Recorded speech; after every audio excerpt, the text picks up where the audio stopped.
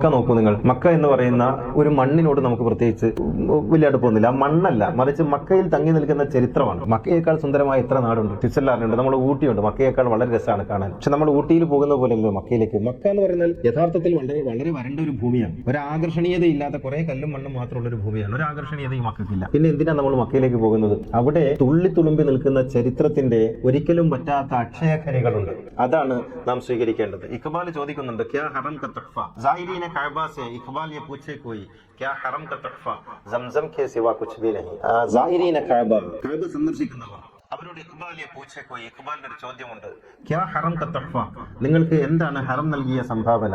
Zamzam K സിവാ കുച്ച് ഭി നഹി, നിങ്ങൾക്ക് അവിടെ നിന്ന് കൊണ്ടുവരുന്ന പ്ലാസ്റ്റിക് കന്നാസിലെ സംസം അല്ലാതെ നിങ്ങൾക്ക് മറ്റൊന്നും കിട്ടിയില്ല എന്നാണോ എന്ന് ഇഖ്ബാൽ ചോദിക്കുന്നുണ്ട്. അപ്പൊ അവിടേക്ക് നമ്മൾ പോകുന്നത് ഈ കർമ്മങ്ങൾ ചെയ്യുക എന്നതിനു വേണ്ടിയല്ല, അടിയാധാരങ്ങൾ പരതുന്നതിന് വേണ്ടിയാണ്.